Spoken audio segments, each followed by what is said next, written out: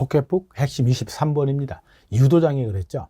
우리가 유도장애 하게 되면요, 그죠? 어떤 것들이 있습니까? 그렇죠.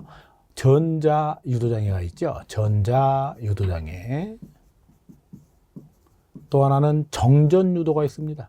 정전 유도장애. 또 하나는 고주파 유도장애. 크게 세 가지가 있는데, 여러분 시험과 출제되고 있는 건 이거 두 가지 정도고요.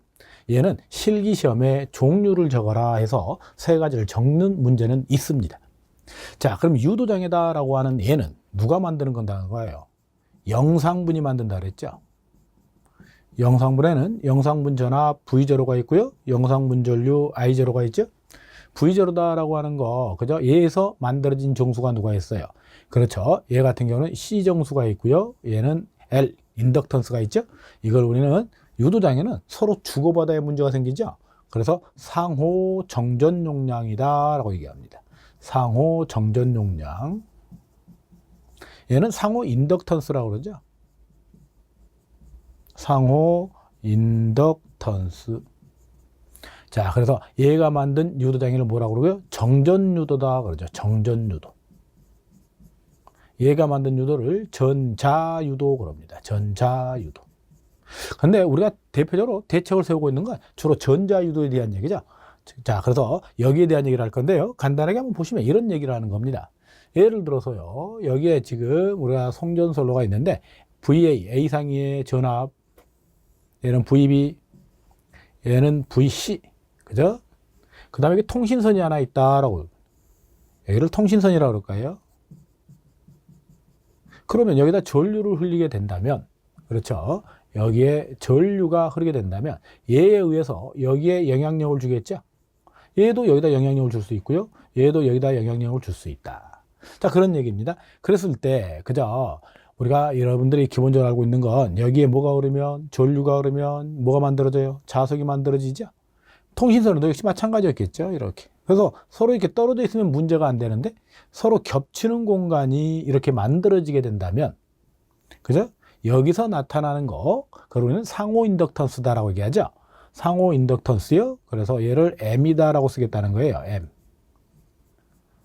무슨 말인지 알겠죠? 이놈에 의해서 통신선에 전압을 띄우게 된다. 그런 얘기입니다. 그래서 전자 유도에 의한 전압 이렇게 표현했네요. 그의 크기가 얼마가 되는가? 통신선에 뜨는 전압이 EM이다라고 얘기한다면 J 오메가 M의 3배의 I0 곱하기 L 단위는 볼트, 이걸 전자 유도된 전압의 크기다라고 얘기하고 있는 겁니다. 그때 우리는 이 오메가다라고 하는 걸 상호 인덕턴스라고 얘기했죠. 얘를 상호 인덕턴스다. 얘는 카슨 폴라체크 실험식에 의해서 그 크기가 결정된다라고 얘기하죠. 카슨 폴라체크요.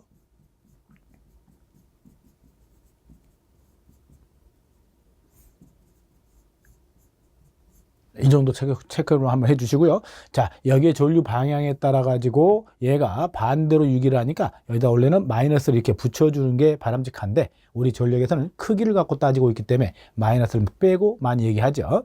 자, 하나 더 얘기하라고 그러면 바로 얘입니다. I0다라고 하는 게 영상분 전류죠.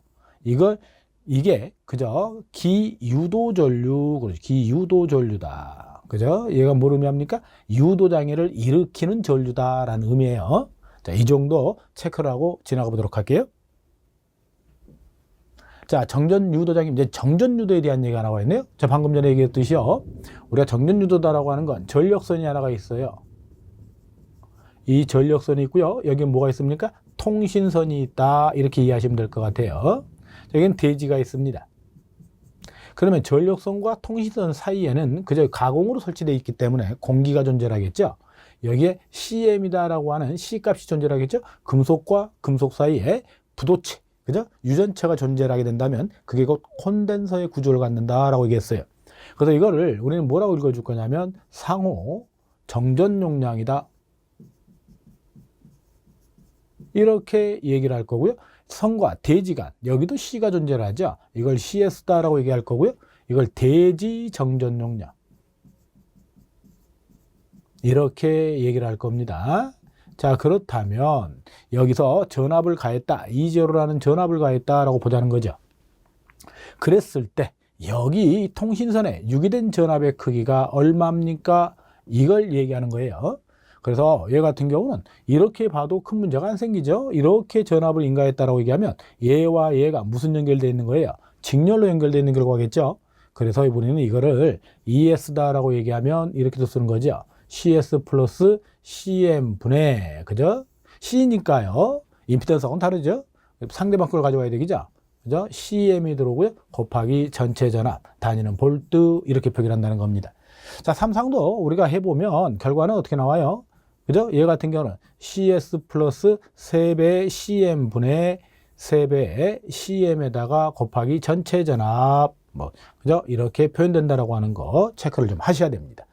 자, 이거는 곧잘 그림과 더불어서 출제가 되죠. 네. 다음으로 한번 보도록 하죠. 자, 문제입니다. 송전선에 근접한 통신선에 유도장애가 발생을 했다. 선로와 통신선에 유도장애가 발생을 했다. 전자유도의 원인이 누구냐? 전자유도 그랬죠? 얘는 뭐가 흘러서 만들어요? 그죠? 영상분 전류라고 그랬죠? 영상분 전류가 만드는 거다. 영상분 전류. 답은 4번 아니 되죠? 영상분 전압이 만드는 유도장애를 뭐라고 얘기한다고요? 정전유도다라고 얘기하죠. 정전유도. 정전유도 이렇게 표기를 했어요. 답은 4번 안에서 체크가 가능하네요.